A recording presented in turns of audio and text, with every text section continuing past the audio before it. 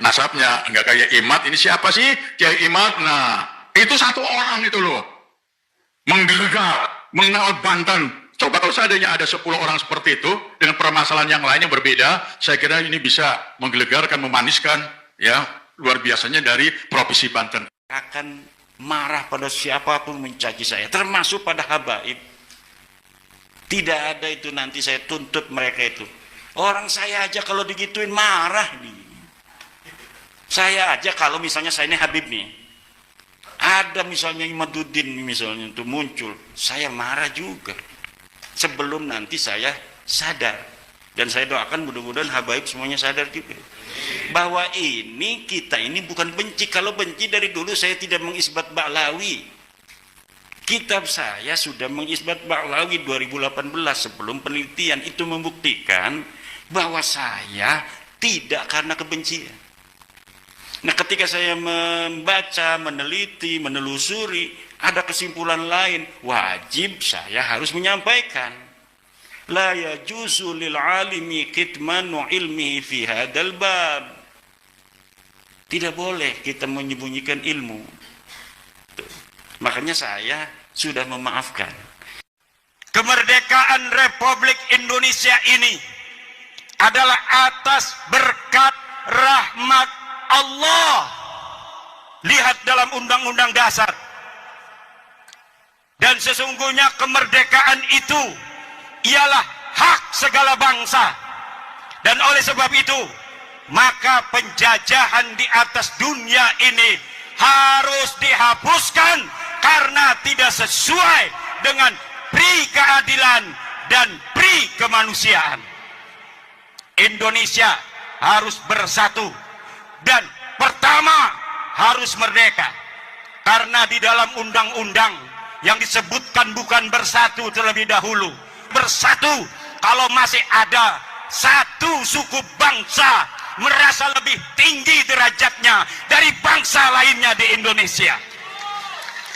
Agama prestasi, agama Islam adalah agama ilmu, agama Islam adalah agama takwa. Siapa orang yang paling bertakwa, dia orang yang paling mulia. Ajaran Islam, ajaran Al-Quran, inna akramakum indallahi atqakum. Jelas. Oleh karena itu, saudara sekalian, kita harus membangun sebuah kesadaran yang dinapasi dinuansai oleh tausiah kebangsaan. Prinsipnya nomor 1 adalah riswatul asia-sia. Nah, gitu loh. Di paragraf yang terakhir, hindari membangun peradaban yang aman, damai, dan bermartabat, maka harus menghindari praktek-praktek yang mengarah kepada riswah. Supaya bermartabat. Pak Kiai, ini maaf aja saya sampaikan. Ini kemarin Pak Kiai Ma'ruf, kita nanti sama-sama lagi ya. Dulu saya waktu di Tanara ini 3 kali saya diminta ceramah di Tanara, ada Pak Cokri juga. Saya sampaikan kalau ada praktek-praktek yang melemahkan atau boleh jadi menghilangkan, memakhlukkan daripada yaitu money politik, ini nggak mungkin akan terbangun ini. Mungkin ada pendidikan. Jadi ini tugas Majelis Ulama berat sekali. Karena di buku itu saya baca ada jihad pendidikan. Nah, pendidikan salah satunya menurut saya, misi yang harus kita bangun, yang harus kita sosialisasikan, yang harus kita masyarakatkan, yang harus kita bumikan adalah bagaimana anak-anak kita sejak dini tahu bahwasanya riswah itu adalah haram gitu loh. Jadi polisi nggak sibuk gitu loh. Pemerintah nggak sibuk. Akan terbangun. Ini kan belum ada visi yang sama kita.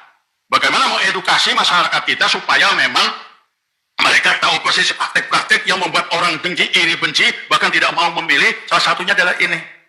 Saya salah satu dosen komunikasi politik. Saya tanyakan, kamu kenapa nggak partisipasi? Karena mereka katakan, mana kita mau milih, katanya orang nggak adil kok. Yang banyak uang bermain uang, saya lihat langsung, saya menerima langsung.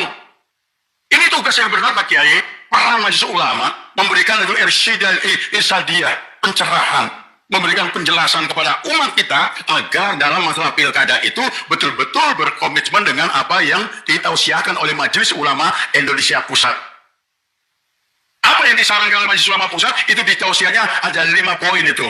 Kalau kita bahas itu, tapi intinya yang pertama yang kita tanamkan bahwasanya Nasrul Imamah ada suatu keniscayaan. Memilih pemimpin kewajiban, tidak boleh. Haram hukumnya, golput. Tidak boleh kalau seandainya anak bangsa ini nggak berpartisipasi, nggak berkontribusi. Haram hukumnya. Ini harus sampai ke lapisan masyarakat kita. Mulai pada anak didik kita. Mereka sudah harus sejak dini bahwasanya, oh ini loh sesungguhnya memilih pemimpin adalah hal yang wajib. Itu di garis yang pertama dari tausiah. Nasrul Imamah. Al-Nazaratil Islam, bahwa wajibun, suatu kewajiban. Oleh karena di poin yang keduanya, harus kita mencari memilah siapa mereka mempunyai watak tabiat, sikap yang memang ada keberpihakan kepada kemajuan bangsa dan negara. Kemajuan bangsa dan negara. Saya kan nggak usah panjang-panjang, Pak Profesor ya. Yang penting kan saya bisa hadir gitu. Tadi saya mikir-mikir sudah sepot jantung juga, sampai enggak, seperti itu. Saya biasanya kalau pulang saya lewat sini jam 3 malam, Pak Profesor. Pulang ke Lampung, karena masih ada rumah di Lampung. Saya istirahat sebelum Merak, ada masjid, sholat subuh di situ, nunggu sholat subuh. Tadi berani-berani betul ya. Berani-berani betul, coba-cobalah 6.30 saya dari Jakarta. Tapi dengan izin Allah, Alhamdulillah saya bisa menghadir ini, mewakil dari, yaitu Ketua Umum Majelis Ulama Indonesia. Yang kebetulan biasanya dalam tata kelola organisasi Majelis Ulama Indonesia, itu selalu diperintahkan atau diberikan tugas saya koordinator wilayahnya. Kemarin saya di Monep nggak bisa hadir. Kebetulan saya masih di Aceh, ada di Medan, jadi saya tertunda rasa kangennya dengan sahabat saya ya, masih sekarang terkabul. Jadi saudara sekalian, ini satu program yang memang nantinya akan saya sampaikan ya, akan saya sampaikan ke Majelis Ulama Indonesia agar ada edukasi dini. Nah edukasi dini dulu beratnya. Khususnya menggerakkan pesantren dulu deh, dan pesantren ini luar biasa. Saya meminta hormat ya kepada pimpinan pondok pesantren, ini luar biasa. Nah, ini kantong-kantong calon pemimpin yang akan datang ya. Ingat ya, 50 tahun yang silam saya seperti ini, kadang makan, kadang tidak. Kemudian yang keduanya yang ingin saya sampaikan dan harapan dari Majelis Ulama Indonesia sudah barang tentu adalah dalam mukadah ini sedapat mungkin, seoptimal mungkin fokus kepada masalah-masalah yang tengah dihadapi oleh anak bangsa. Itu yang realistis, program yang realistis. Gak usah terlalu ke atas, gak terlalu langsung melangit. Yang penting istilahnya program ini sesuai dengan persoalan problematik yang tengah dihadapi oleh yaitu saudara-saudara kita yang ada di Banten. Masalah ini masalah Banten. Perlu ada pemetaan masalah-masalah apa? Karena saya sedikit pengalaman ya Pak Sipri ya, saya Ketua Umum Majelis Ulama Indonesia Sumatera Selatan, berat sekali itu. Culture-nya itu lain gitu loh. Culture-nya beda dengan di Banten, beda dengan di Jakarta, beda dengan daerah yang lainnya. Membangun anak bangsa yang bermartabat, ini perjalanan. Apakah mungkin ya setelah pemerintahan ini Pak Prabowo kan bisa mengarah ke sana? Untuk bisa mengarah ke sana tidaknya ada guidance. Beda dari kita. Pak Ketua Umum, Pak Bazari, ini usahakan desain program-program yang kira-kira mengarah kepada membangun atau mewujudkan yaitu program-program membangun martabat anak bangsa. Secara konseptual kan belum ada Pak Profesor Sibli ya, belum ada kita. Gimana sih martabat itu formatnya gimana kira-kira? Belum ada. Pak Pusat aja belum ada. Ya Pak Sekjen, Pak Sutaris itu ya, Pak Endang, belum ada kita formatnya. Membangun manusia bermartabat, membangun itu anak bangsa yang bermartabat belum ada kita. Kalau membangun kedamaian itu sudah biasa dilemparkan pemikiran-pemikiran seperti itu. Kemudian yang ketiganya sudah barang tentu menurut saya ada bangunan kebersamaan, istilahnya kebersamaan adalah keukhuwahan yang hakiki, persaudaraan antara pengurus dengan pengurus. Kalau sudah soliditasnya luar biasa, saya kira ini bisa diwujudkan. Kemudian ada bangunan komunikasi dengan pihak pemerintah. Ini menurut saya wajib. Banyak kegagalan-kegagalan dari kawan-kawan MUI pusat. Ini gagal karena apa? Bangunan komunikasi itu nggak ada. Jangan pernah kita merasa bisa mengerjakan sendiri. Jangan merasa kita bisa kerja sendiri. Nggak mungkin. Karena ada pengurus sampai hari ini dengan pimpinan Majelis Ulama Indonesia. Provinsi di daerah Indonesia ini yang merasa diri cukup nggak usah bantuan dari pihak pemerintah. Nyatanya ya seperti itu. Banyak masalah. Nah kita ingin ada sebuah bangunan community action antara Majelis Ulama Indonesia dengan pihak pemerintah. Karena apa? Karena memang institusi ini kan wadah himpunan daripada yaitu para ulama, para suama. para ulama dan para zu'ama dan para cendekiawan muslim. Nah, ini bagaimana menitinya, membuat jalan emas yang bisa mendekatkan, saling mendekat kepada yaitu 3 komunitas ini. Ini yang perlu kita pikirkan. Mungkin program-program ini tidak terlalu banyak Mukerda ini, tapi cukup. Ini masalah yang sangat mendasar, yang sangat dibutuhkan oleh kita Majelis Ulama Indonesia yang ada di Banten. Kalau menurut saya juga ini kalau di Banten saya kira mengembalikan peradaban yang mulia ya Pak Mas Ibni ya. Dulu bagaimana suara Banten gitu, yang napas nuansanya itu penuh dengan kultur ya masyarakat yang Islamis, yang agamis. Saya bertemu banyak kawan-kawan di Banten yang di Selon Jari, di Kudus, menggali ilmu dan sebagainya. Maaf saja, itu sama-sama dengan saya. Saya berpikir kalau dulu Banten, saya dulu ke sini, pernah guru saya ngomong, Sodik, itu saya masih muda, Sodik, kalau mau meniti di dinding ini tanpa pegangan, itu bisa Sodik katanya. Kalau ingin maaf aja, ini bisa Sodik. Saya mau ini itu bisa kembali, bisa digali, bisa dikembangkan menjadi sebuah karakter daripada masyarakat yaitu Banten.